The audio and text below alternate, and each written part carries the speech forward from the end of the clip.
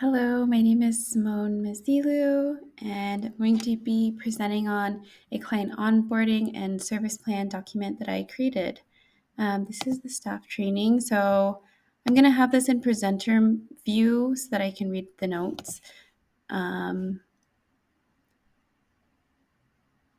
But I will provide the PowerPoint outside of this presentation. So again, hi, my name is Simone Mazilu, and today I will be presenting on how to successfully onboard clients. And additionally, we will also go over the process and steps that it takes to write a clear and also impactful treatment plan to improve client outcomes. We will be piecing together all the steps that go into compiling a comprehensive treatment plan that is created based on carefully selected assessments with an emphasis, on writing treatment goals based on relevant cultural factors. So this training will include a walkthrough or a step-by-step guide on how to fill out the client onboarding and service plan template that was provided to you prior to this presentation. Additionally, there will be an interactive quiz that will help you apply your skills to a real-life scenario. And I will also provide you with the best tips and practices to use to make the process of client onboarding a successful one. Finally, we will conclude with resources that I will provide to you that can help further your understanding of this training. And you also were given a handout that also serves as a guide to reference as we go throughout this presentation. So as clinicians, it's essential to select the most appropriate assessments to accurately identify a client's skill deficits. The summary of assessment results will guide you in choosing interventions that are both meaningful and also effective, supporting skill acquisition and addressing, reducing, or replacing any maladaptive behaviors. The treatment plan is a comprehensive document that outlines the goals you're prescribing to help the client build social, communication, or even adaptive skills. This plan is shared with key stakeholders, including maybe the client's parents or the insurance providers and any other outside service providers to ensure transparency, alignment, and treatment acceptability. Because of this, it's important to write very clear, relevant, and impactful goals. Doing so increases the likelihood of gaining parent consent, client assent, which ultimately contributes to stronger engagement and improved client outcomes. Overall, this training will help improve clinical practice by helping you take an assent-based approach to writing a treatment plan. By the end of today's training on client onboarding and treatment planning, I'd like you to walk away with the following 3 takeaways.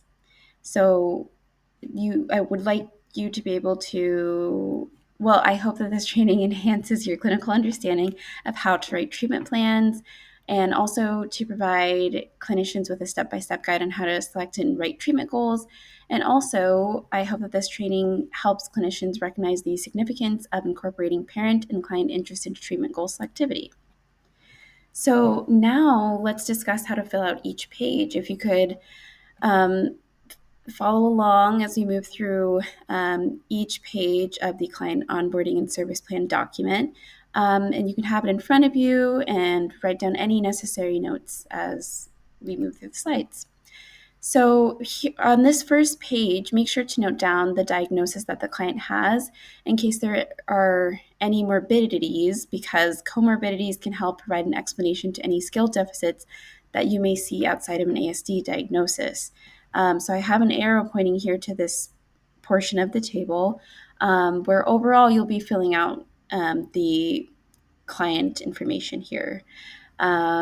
This is basic information that you can collect from indirect assessments like parent interviews.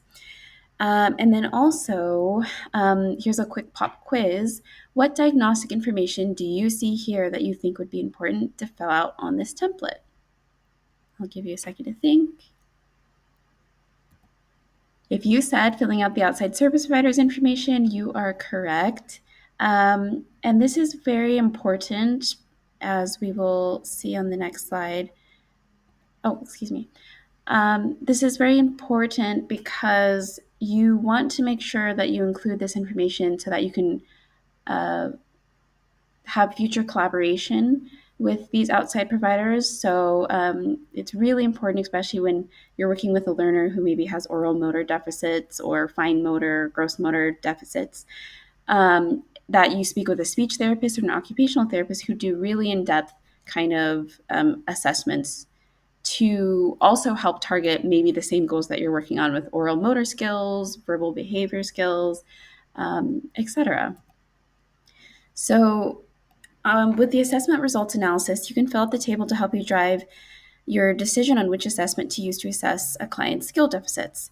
For example, here in the table, you see that I have a column for social validity, or basically it's how the assessment may be relevant to the client. For example, if your client is verbal, you would want to look at assessments that help you assess their verbal behavior, and also include the results of both the direct and indirect assessments in this table as well.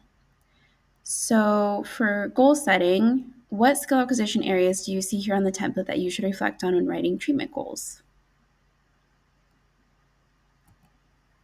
You should use adaptive communication and social interaction as treatment goals.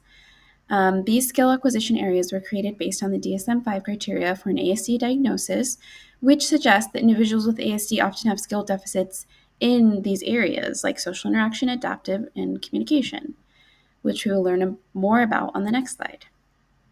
So this section will be important for you to show how you are planning to improve a client's quality of life.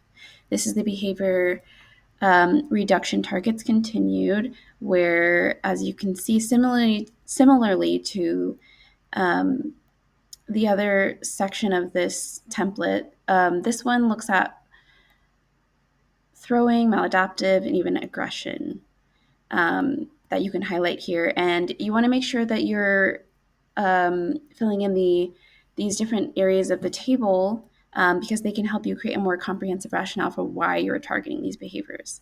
And lastly, we have service expectations, and this section is important because it's where you will propose the amount of hours of ABA therapy a client should receive each week to the insurance providers. And we'll continue again with service expectations here, where you fill out more of a table that includes how many hours exactly that the client should be allotted based on your direct and indirect assessments of the severity of their behavioral health challenges. And I'm going to continue moving along here so that we can make it to the interactive quiz and best tips. But this is the service adjustment client monitoring procedures, where you're going to be explaining what database decisions you're making that help drive your implementation of interventions. So now we're going to do a quick pop quiz. Some common challenges that you may see. One common challenge in writing a treatment plan is identifying skill deficits. The other one is treatment acceptability. You can run into a lot of problems here if you don't select the right assessment, because you may be working on a skill for a long time that the client already has, or you're working on a skill that the client doesn't have yet, and they're missing a lot of the component skills or simpler skills that come before the skill that you're trying to work on. And then with treatment acceptability, if you don't have the client's assent or the parent's consent, it can be very hard to be able to provide therapeutic services to a client if they don't assent to participating in the teaching opportunities that you're providing to them. So a real world example, I'm going to refer to this client as X. So this client, he loved to read books. He has a lot of language, but does not readily use language independently, and he does not engage in a lot of distress behaviors. So this real world example I saw was where my supervisor carefully selected some appropriate assessments that looked at verbal behavior.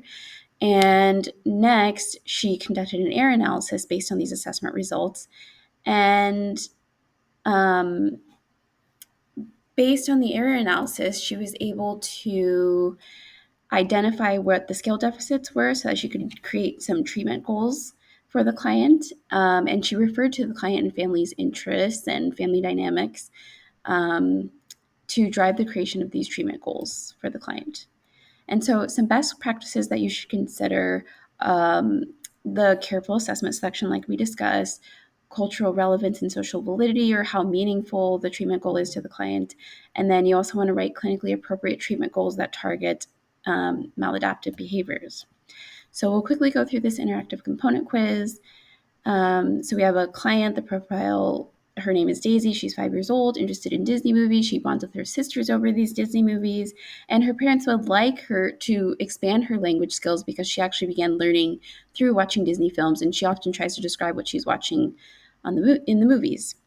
And so this error analysis that you see here at the bottom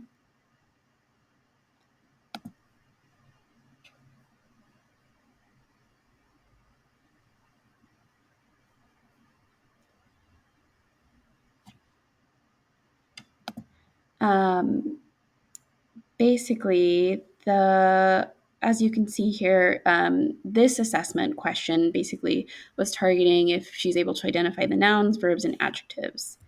And so if you, based on this table here, what you might see is that she was having difficulties with nouns and verbs. And so if I show you this table here, same client profile, and this is question 6 through 10, what did she have trouble with here? Again, if you said down in nouns and verbs, you would be correct. She definitely had trouble there, but it does seem like she knows a lot of adjectives.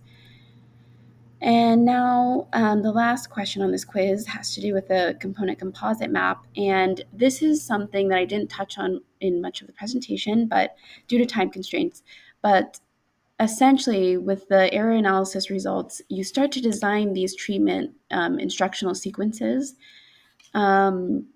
using a component composite skill map. So here we have Daisy's current verbal behavior skills in the middle, and above, what her parents were asking to target is basically describing a scene or expressive labeling of a picture. And composite skills are the more complex skills that she is working towards. So let's take a look at the component skills that are missing that are preventing her from being able to do that right now with her siblings while she's watching a movie. So one of them is using grammar to form a sentence, like adjectives. The next one would be nouns, and the last one would be verbs. So if you fill in this component composite map, you would identify that these were the component skills that you can begin to start writing your instructional design on based on the treatment goal that you're targeting, which would be expressive labeling of a picture, let's say. It would be the composite skill that you're working towards. So now, in conclusion, the key takeaways of this training